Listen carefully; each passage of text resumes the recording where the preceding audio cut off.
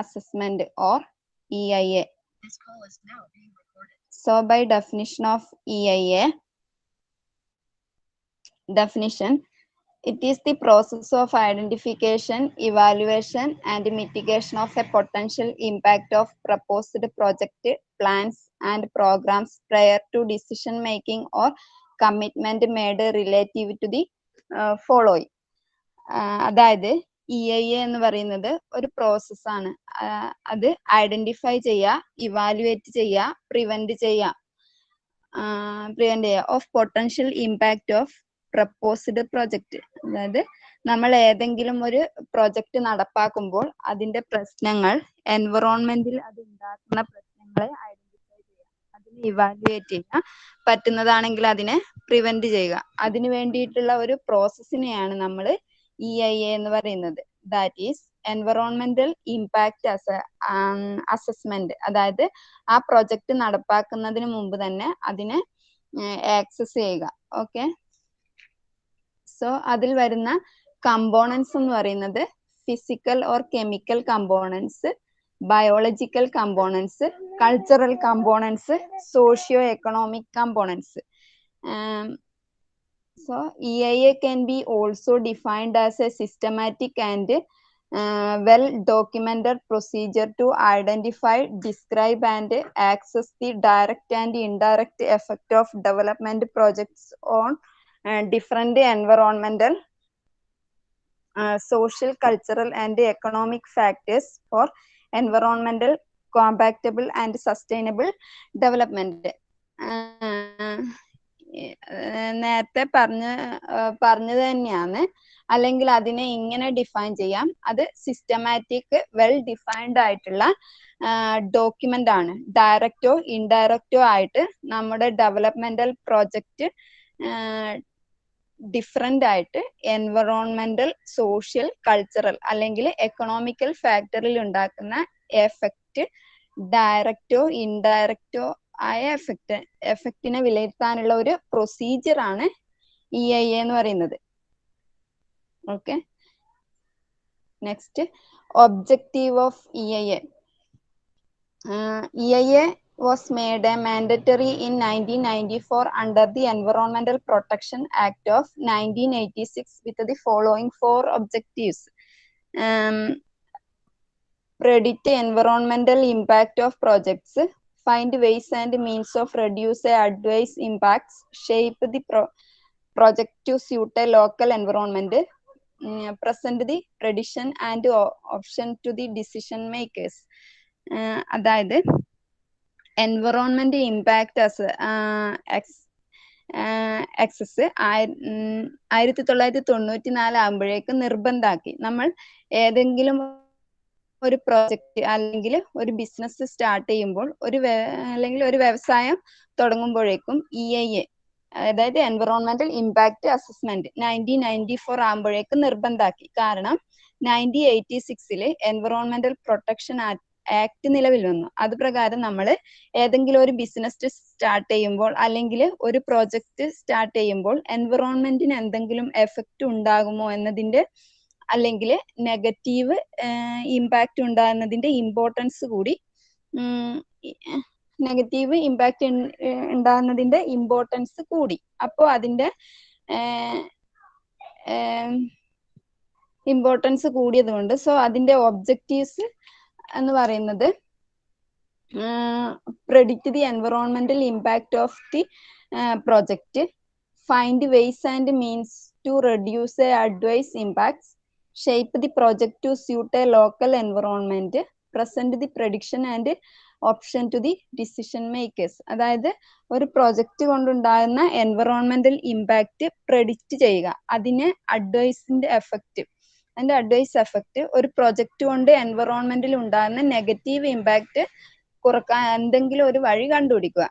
അതുപോലെ തന്നെ ആ പ്രൊജക്റ്റ് ഒന്നുകൂടി ഒന്ന് മോൾഡ് ചെയ്തെടുക്കുക. അതായത് എൻവറോൺമെന്റിന് പറ്റുന്ന രീതിയിലേക്ക് ആ പ്രൊജക്റ്റിനെ മോൾഡ് ചെയ്തെടുക്കുക. പിന്നെ നമ്മൾ EIA പ്രകാരം നമ്മൾ കണ്ടുപിടിക്കുന്ന പ്രൊഡക്ഷനും കാര്യങ്ങളെല്ലാം ഇത് അപ്രൂവ് ആക്കുന്നതിന് ഡിസിഷൻ മേക്കേഴ്സിന് മുമ്പിൽ അവതരിപ്പിക്കുക. അതാണ് EIA യുടെ ഒബ്ജക്റ്റീവ്സ് എന്ന് പറയുന്നത്. അടുത്തത് evolution of EIA. Prior to 1994, developmental projects were assessed based on technical feasibility, whether the project is feasible, cost benefit analysis, cost of the project and benefit to identify. അതായത് 1994 മുന്നേ വരെ ഈ ഒരു development project access ചെയ്തുകൊണ്ടിരുന്നത് രണ്ട് കാര്യങ്ങൾ വെച്ചിട്ടാണ്. ഒന്ന് ടെക്നിക്കൽ ഫീസിബിലിറ്റി, അതായത് ഈ ടെക്നിക്ക് ഫീസിബിൾ ആണോ എന്ന രീതിയിൽ, അതായത് നമ്മളെ കയ്യിൽ ഒതുങ്ങുമോ എന്ന രീതിയിൽ. പിന്നെ രണ്ടാമത്തെ കോസ്റ്റ് ബെനിഫിറ്റ് അനാലിസിസ് എന്ന് പറഞ്ഞാൽ ഇത്രയും കോസ്റ്റിൽ ഒരു പ്രോജക്റ്റ് കൊണ്ടുവന്നത് കൊണ്ട് സൊസൈറ്റിക്ക് ഉണ്ടാകുന്ന ബെനിഫിറ്റ്, ഈ രണ്ട് കാര്യത്തിലാണ് മുന്നേ ഉള്ള പ്രോജക്റ്റ് ആക്സസ് ചെയ്തുകൊണ്ടിരുന്നത്.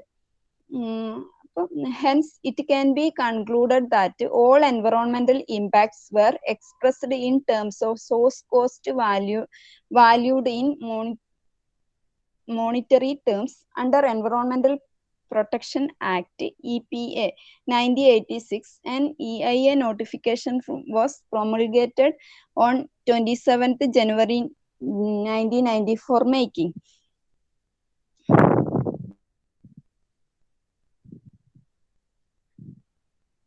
clearance mandatory for experience or modernization of any project or for setting up a new project listed below. This notification consists of 3 schedule. അതായത് നമ്മൾ നേരത്തെ പറഞ്ഞ് 1986 ഉണ്ടായ എൻവറോൺമെന്റൽ പ്രൊട്ടക്ഷൻ ആക്ട് പ്രകാരം 1994 ജനുവരി 27 ഒരു പുതിയ EIA നോട്ടിഫിക്കേഷൻ വന്നു. അതായത് ഏതൊരു പ്രൊജക്റ്റിന്, ഇനി വരുന്ന എല്ലാ പ്രൊജക്റ്റിനും അല്ലെങ്കിൽ ഏതെങ്കിലും ഒരു പ്രൊജക്റ്റ് എക്സ്പാൻഡ് ചെയ്യുന്നതിന് എന്തിനായാലും EIA നിർബന്ധമാക്കി. അപ്പോൾ ആ EIA നിർബന്ധമാക്കിയിട്ടുള്ള ഒരുപാട് വ്യവസായങ്ങളുണ്ട്. അതിന്റെ ലിസ്റ്റ് പറയാം. അതിനെ 3 ഷെഡ്യൂൾ എന്നാണ് പറയുന്നത്. അതിൻ്റെ അകത്ത് ആ ഷെഡ്യൂള് ഏതൊക്കെയാണെന്ന് നമുക്ക് നോക്കാം. First one, schedule 1, list of projects requiring environmental clearance from the central government. ഏതൊക്കെയാണ് സെൻട്രൽ ഗവൺമെന്റിൽ നിന്നുള്ള EIA അപ്രൂവ് വേണ്ടത് എന്നുള്ളതിന്റെ ലിസ്റ്റ് ആണ് ഷെഡ്യൂൾ 1 പറയുന്നത്. ഒന്നുമില്ല, ഏതെല്ലാം പിന്നെ പ്രൊജക്റ്റിന്, വ്യവസായത്തിനാണ് EIA സർട്ടിഫിക്കറ്റ് വേണ്ടത് എന്നുള്ളതാണ്. ആ ഒരു വ്യവസായത്തിന്റെ ലിസ്റ്റ് ആണ് ഫസ്റ്റിൽ പറയുന്നത്. Second one, schedule 2, application form. Third one, composition of expert committee for giving an environmental clearance. അപ്പോൾ രണ്ടാമത്തേതിൽ അപ്ലൈ ചെയ്യുന്ന EIക്ക് വേണ്ടി അപ്ലൈ ചെയ്യേണ്ടതാണ് പറയുന്നത്. എങ്ങനെ അപ്ലൈ ചെയ്യണം, അതായത് ഷെഡ്യൂൾ 3 പറയുന്നത് അത് അപ്രൂവ് ചെയ്യേണ്ട കമ്മിറ്റീനെ പറ്റിയാണ് പറയുന്നത്. The Ministry of Environment and Forest 1997 amended the 1994 notification by making a public hearing your consultation mandatory for environmental clearance, and same was given as a schedule for procedure for public hearing. അപ്പോൾ schedule 3 വരെ നമ്മൾ പറഞ്ഞു. അത് കഴിഞ്ഞിട്ടുള്ളത് ministry of environment and forest 1997 1994 notification ഒന്നുകൂടി മാറ്റിയിട്ട് അതിലേക്ക് public ഹിയറിംഗ്സിനുള്ള ഒരു ക്ലോസും കൂടി വെച്ചു. അതായത് ഏതെങ്കിലും ഒരു പ്രൊജക്റ്റ് കാരണം പബ്ലിക്കിന് എന്തെങ്കിലും പ്രോബ്ലം ഉണ്ടാകുന്നുണ്ടോ എന്ന് അവരിൽ നിന്ന് തന്നെ അഭിപ്രായം അറിയാനുള്ള ഒരു പദ്ധതി, അതാണ് ഷെഡ്യൂൾ 4 വരുന്നത്. ഓക്കെ, അതായത് പ്രൊസീഡിങ് ഫോർ പബ്ലിക് ഹിയറിംഗ്സിന് ഷെഡ്യൂൾ 4 എന്ന് പറയുന്നത്. അതായത് എന്തെങ്കിലും ഒരു പ്രോജക്റ്റ് തുടങ്ങുമ്പോൾ നമ്മൾ പബ്ലിക്കിന്റെ ഒപ്പീനിയൻ കൂടി എടുക്കുന്നു. അതാണ് ഈ ഷെഡ്യൂൾ 4 പറയുന്നത്. ഷെഡ്യൂൾ 1 അത് ഡീറ്റെയിൽസ് ആയിട്ട് നോക്കാം. List of project requirement and EIA.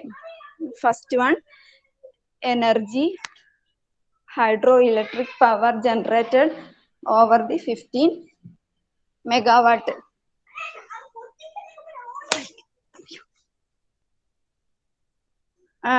രണ്ടാമത്തെ thermal power generation over 200 megawatt.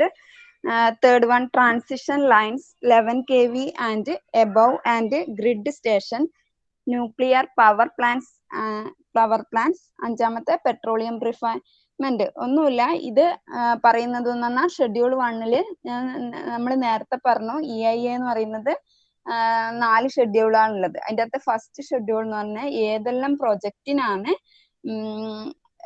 എന്ത് വേണ്ടെന്ന്, ഏതെല്ലാം പ്രൊജക്റ്റിനാണ് പിന്നെ ഈ EIA വേണ്ടത് എന്നുള്ളതിന്റെ ലിസ്റ്റാണ്. ആ ലിസ്റ്റാണ് ഒന്ന് പറയുന്നത് എനർജി ലെവലിൽ വരുന്ന 5 എണ്ണാണത്. പിന്നെ മാനുഫാക്ചറിങ് ആൻഡ് പ്രോസസ്സിങ്ങിന്റെ അകത്ത് വരുന്നത് cement plants, chemical projects, fertilising plants, food processing industrial including sugar mills, beverage, milk and dairy production with the total cost of rupees 100 million and above. Industrial estimate including export processing zones. Man-made fiber and refine project with the total cost of rupees 100 million and above. Fertilized petrochemical complex, synthetic resin, plastic and man-made fibers, paper and paper board, paper pulping, plastic products, textiles, printing and publishing, paints and dyes, oils and fat and vegetable ghee projects with a total cost more than rupees 10 millions. 10th പറയുന്നത് tanning and let her finishing project.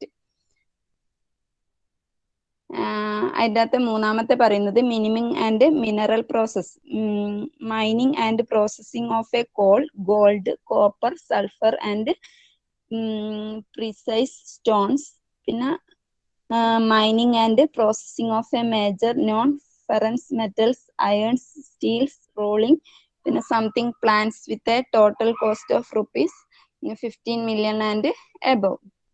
അതായത് schedule 1 പറയുന്ന ലിസ്റ്റാണ് പറയുന്നത്. പിന്നെ നാലാമതായിട്ടുള്ളത് transport, airport, federal or professional highway with a total cost rupees 15 million and above. Ports and harbors development for the ships 500 gross tons and above.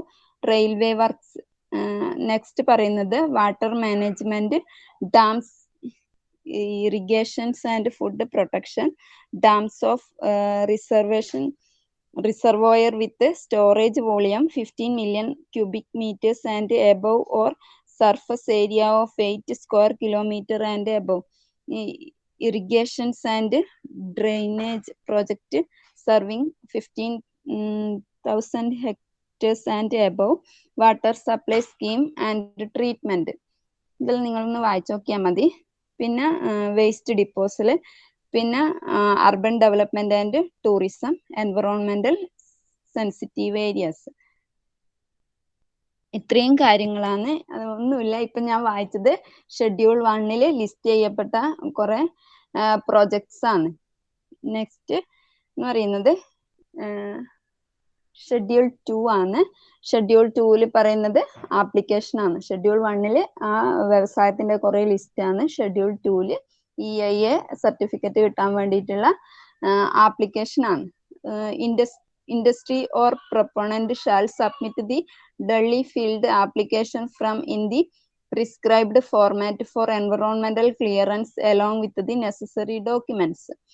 Schedule 2 application form ആണ്. അതായത് നേരത്തെ ലിസ്റ്റിൽ പറഞ്ഞ ഏതെങ്കിലും ഒരു ഇൻഡസ്ട്രി ആണ് സ്റ്റാർട്ട് ചെയ്യുന്നതെങ്കിൽ ആ ഇൻഡസ്ട്രിയിൽ പെടുന്നതാണെങ്കിൽ നമ്മൾ എന്ത് ചെയ്യണം, അത് സ്റ്റാർട്ട് ചെയ്യുന്നവർ അവർ പറയുന്ന ഫോർമാറ്റിൽ അതിനുള്ള ആപ്ലിക്കേഷൻ ഫോം എല്ലാ ഡോക്യുമെന്റും വെച്ച് അപ്ലൈ ചെയ്യണം. എങ്കിൽ മാത്രമേ നമുക്ക് ഫർദർ പ്രൊസീജിയറിലേക്ക് പോകാൻ പറ്റുള്ളൂ. നെക്സ്റ്റ് ഷെഡ്യൂൾ 3 ആണ്. Composition of expert committee for giving an environmental clearance. expert from various disciplines or air pollution risk analysis, social science and economics, water pollution and management, land use, demography, etc. constitute the committee. അതായത് നമുക്ക് EIA approve ചെയ്യുന്ന കമ്മിറ്റിയാണ് schedule 3 പറയുന്നത്. എല്ലാ സെക്ടേഴ്സിൽ നിന്നുള്ളവരും ഈ കമ്മിറ്റിയിൽ members ആയിരിക്കണം. അതാണ് ഈ പറഞ്ഞത് air pollution risk analysis, economics, water pollution and management, land use, demography, ഈ എക്സെട്ര. ഇതെല്ലാം ഇതിലുള്ള എല്ലാ ആൾക്കാരും ഈ കമ്മിറ്റിയിൽ മെമ്പേഴ്സ് ആയിരിക്കണം. പിന്നെ the committee consisting of 15 regular members should meet at least once in month and is reconstituted after every 3 years. അവിടെ പറയുന്നത് ആ കമ്മിറ്റിയിൽ 15 മെമ്പേഴ്സ് ഉണ്ടായിരിക്കണം. മാസത്തിൽ ഒരു തവണയെങ്കിലും മീറ്റിംഗ് ഉണ്ടാണ്. അതുപോലെ തന്നെ എന്താ പറയുന്ന 3 വർഷമാണ് അവരുടെ കാലാവധി. 3 വർഷം കൂടുമ്പോൾ അത് മാറിക്കൊണ്ടിരിക്കണം. പിന്നെ schedule 4 procedure for public hearing. It is A pre request since 1997. The public be informed and consulting on the proposed development. അതായത് EIയിൽ വരുന്ന ഏറ്റവും ഇമ്പോർട്ടൻ്റ് ആയിട്ടുള്ള ഷെഡ്യൂളാണ്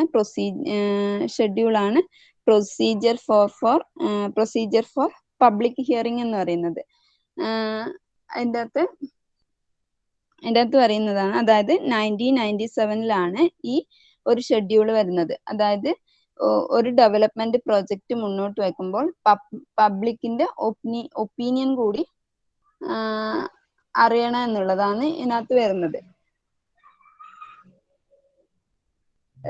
The State Pollution Control Board or the concerned district collector will be conducted the public hearing before the project proposal are sent to the MOES. MOES means Ministry of Environment and Forest for obtaining a new environment clearance.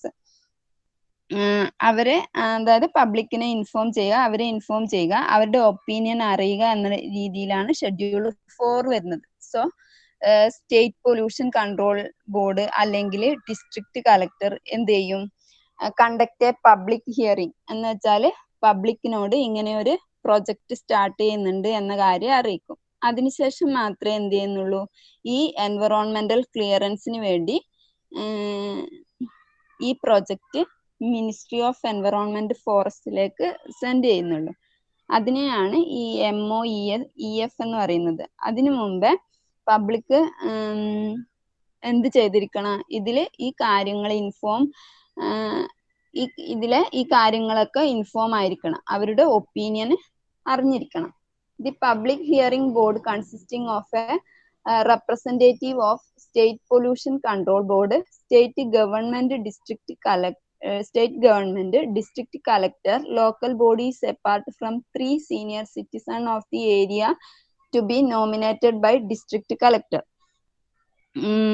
അതായത് ഈ ഒരു public hearing ബോർഡിൽ state pollution control board representative, പിന്നെ state government representative, district collector, അതുപോലെ തന്നെ senior citizen nominator by collector, also local members. ഇത്രയും ആൾക്കാർ ആ പബ്ലിക് ഹിയറിംഗ് ബോർഡിൽ ഉണ്ടായിരിക്കണം. ഇത്രയും ആൾക്കാരോട് ഈ ഒരു പ്രൊജക്റ്റിനെ പറ്റി ഇൻഫോം ചെയ്തിരിക്കണം. ഓക്കെ.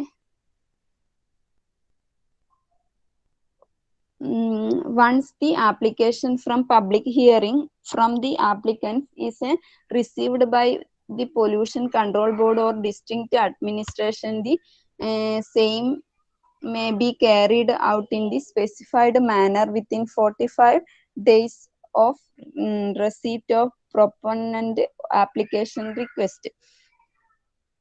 അപ്പൊ നമ്മൾ നേരത്തെ പറഞ്ഞു ഒരു പബ്ലിക് ഹിയറിംഗ് ബോർഡിൽ ഇത്രയും മെമ്പേഴ്സ്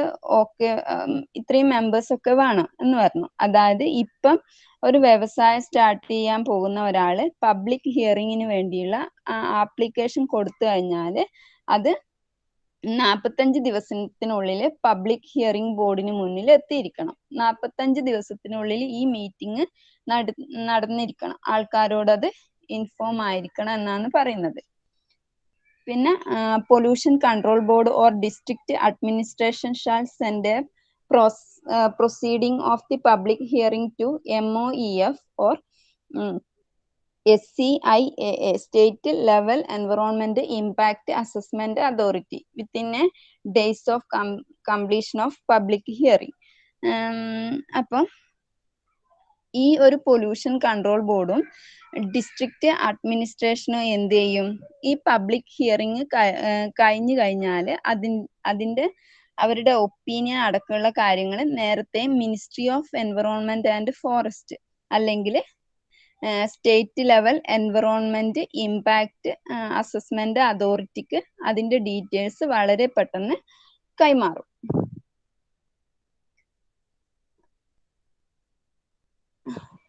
അപ്പം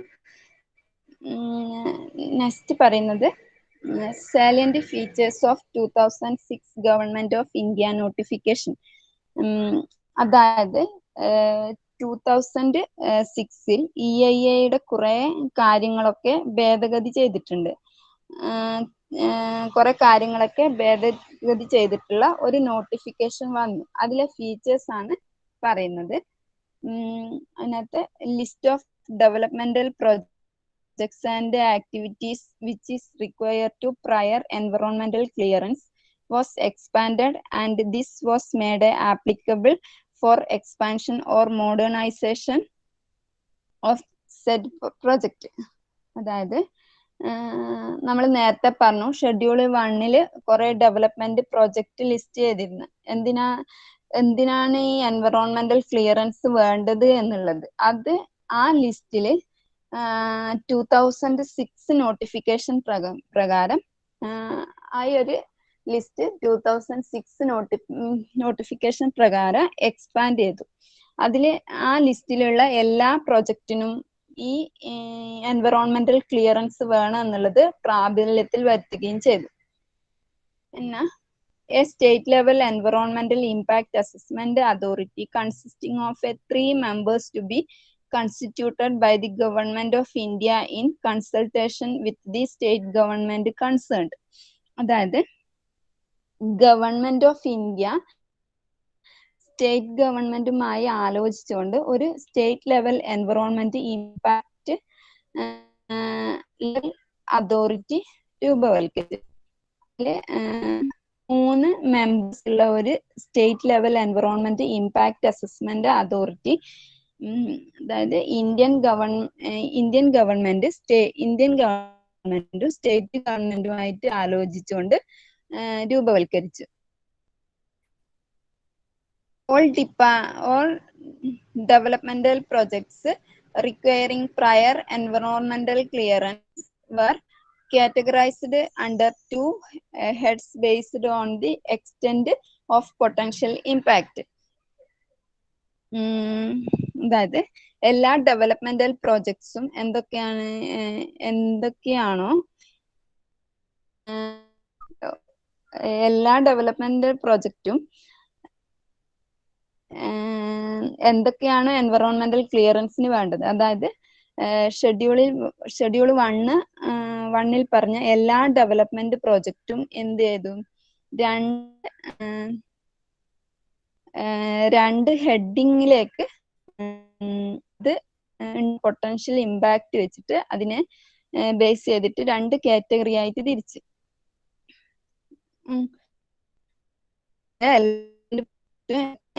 എൻവറോൺമെന്റൽ എന്തൊക്കെയാണോ എൻവറോൺമെന്റൽ ക്ലിയറൻസിന് വേണ്ടത്, അതായത് ഷെഡ്യൂൾ 1 പറഞ്ഞ എല്ലാ ഡെവലപ്മെന്റ് പ്രോജക്റ്റ് എന്ത് ചെയ്ത് 2 ഹെഡിങ്ങിലേക്ക് അതുണ്ടാക്കുന്ന പൊട്ടൻഷ്യൽ ഇമ്പാക്ട് വെച്ചിട്ട് അതിനെ ബേസ് ചെയ്തിട്ട് 2 കാറ്റഗറി ആയിട്ട് തിരിച്ച്. അപ്പോൾ നമ്മൾ ഇത്ര വരെ പറഞ്ഞത് നമ്മൾ പറഞ്ഞുകൊണ്ടിരിക്കുന്നത് ഷെഡ്യൂൾ 3 പ്രകാരം ഒരു എക്സ്പെർട്ട് കമ്മിറ്റി 1994 നോട്ടിഫിക്കേഷൻ പ്രകാരം ഉണ്ടായി. അതിന് എക്സ്പെർട്ട് പ്രൈസൽ കമ്മിറ്റി ആയിട്ട് 2006 EIA നോട്ടിഫിക്കേഷനിലേക്ക് മാറ്റി. അപ്പോൾ ഫസ്റ്റ് നമ്മൾ EIA ഫസ്റ്റ് ആയിട്ട് പറയുന്നത് ഒരു EIA എന്ന് പറയുന്നത് ഒരു പ്രൊസീജിയർ ആണ്, ഒരു ഡെവലപ്മെന്റൽ പ്രൊജക്ട്. എൻവറോൺമെന്റിന് ഉണ്ടാക്കുന്ന ഇമ്പാക്റ്റിനെ ആക്സസ് ചെയ്യാനുള്ള ഒരു ടൂള് അല്ലെങ്കിൽ ഒരു പ്രൊസീജിയർ ആയിട്ടാണ് EIA, എൻവറോൺമെന്റൽ ഇമ്പാക്ട് അസസ്മെന്റിനെ പറയുന്നത്. EIA 4 ഷെഡ്യൂൾ ഉണ്ടെന്ന് നമ്മൾ പറഞ്ഞു. ഷെഡ്യൂൾ 1 ഏതിനൊക്കെയാണോ എൻവറോൺമെന്റൽ ക്ലിയറൻസ് വേണ്ടത് ആ ഡെവലപ്മെന്റൽ പ്രോജക്റ്റിനെ ലിസ്റ്റ് ചെയ്തു. ഷെഡ്യൂൾ 2 എന്ന് പറയുന്നത് ആപ്ലിക്കേഷൻ ഫോം ആണ്. അത് എൻവറോൺമെന്റൽ ക്ലിയറൻസിന് വേണ്ടിയിട്ട് ഒരാൾ അപ്ലൈ ചെയ്യുന്ന ഫോർമാറ്റ് ആണ് പറയുന്നത്. ഷെഡ്യൂൾ 3 പറയുന്നത് എക്സ്പെർട്ട് കമ്മിറ്റീനാണ്.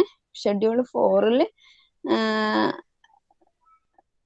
4 എന്ന് പറയുന്നതിനും പ്രൊസീജിയർ ഫോർ പബ്ലിക് ഹിയറിംഗ് ആണ്. അതിനുശേഷം 2006 നോട്ടിഫിക്കേഷൻ പ്രകാരം ഷെഡ്യൂൾ 1 ലിസ്റ്റ് എക്സ്പാൻഡ് ചെയ്തു.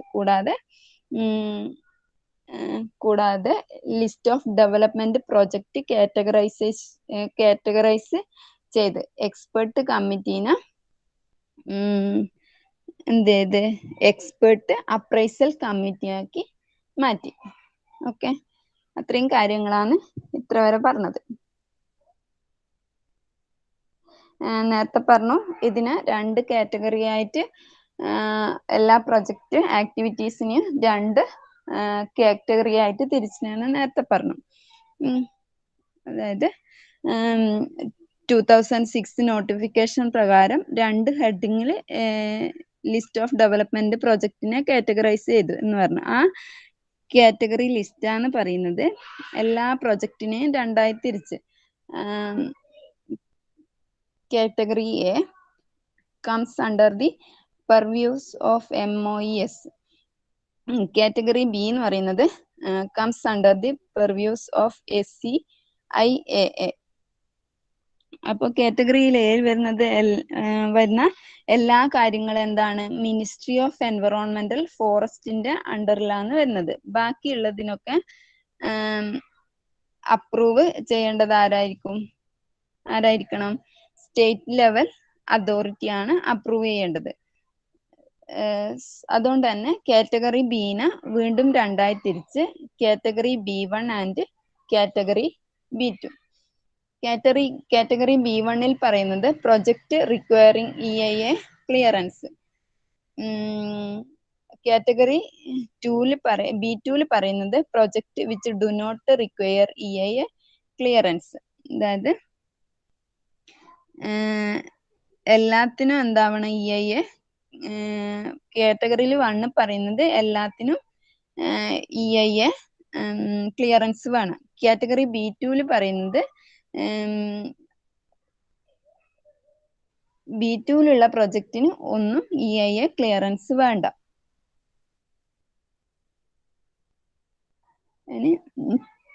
EIA 2020 notification. അതായത് 2020 EIA എന്ന് പറയുന്നത് പത്രത്തിലും സോഷ്യൽ മീഡിയയിലൊക്കെ നിറഞ്ഞു നിന്ന ഒരു സംഭവമായിരുന്നു. EIA 2020 notification. ഇനിയിപ്പം EIA 2006 നമ്മൾ പറഞ്ഞു. നെക്സ്റ്റ് പറയാൻ പോകുന്നത് EIA 2020 നോട്ടിഫിക്കേഷൻ ആണ്. ഒന്ന് വായിച്ചോക്കാം. The EIA 2020 is still a notification and not yet an act that will be discussed in the Parliament.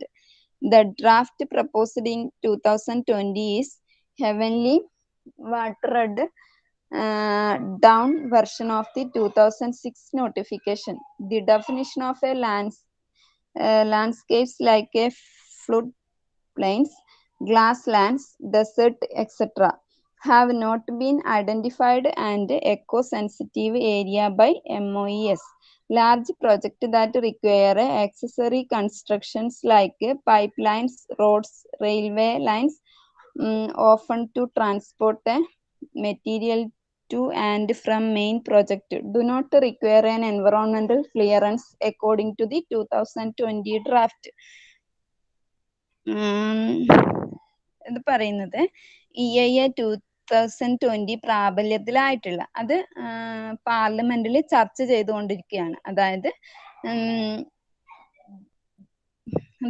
the draft proposed in 2020 is heavily watered down versions of 2006 notification. അതായത് 2006 നോട്ടിഫിക്കേഷനിൽ കുറച്ചുകൂടി dilute ചെയ്തിട്ടുള്ള notification ആണ് 2020 വരുന്നത്. സാധാരണ നമ്മൾ നേരത്തെ ഇത് പറഞ്ഞിട്ടുണ്ട്. List of development project schedule 1